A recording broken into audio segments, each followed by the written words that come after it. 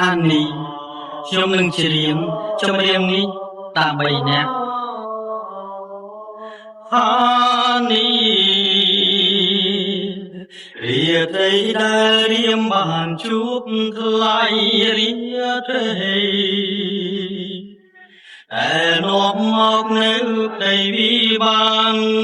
ញាប់ញ័រក្នុងចិត្តដោយរូបស្រីមិនគិតអាណិតដល់រូបខ្ញុំលួចសំឡឹងនាងអានេះពេលស្រីរំខ្ញុំពំទុំព្រួយខ្លួនមួយរូងរែងព្រួយក្រៀមក្រំខ្លោចសាយ៉ាងណាប្រាថ្នាសូមតែចិនខាងក្តីបើថ្លៃមិនបែកទេ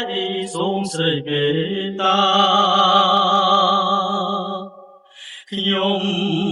ឈរគៀនលួចគុណខាងត្រាដូចឃើញតារារសាយឆ្ងាយចិនរៀមនៅនឹកស្ដាយដល់កា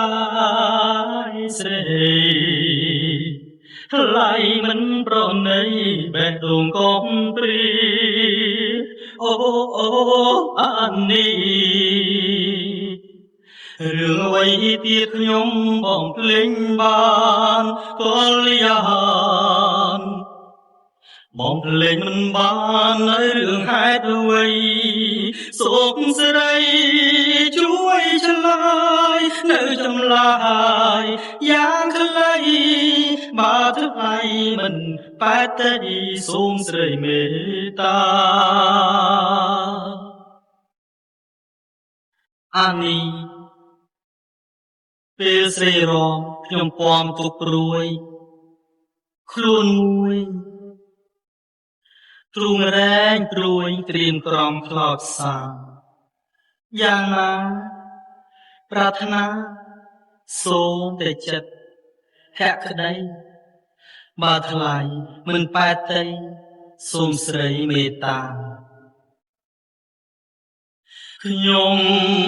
ឈរគៀនលួចគុណខាងត្រាដូ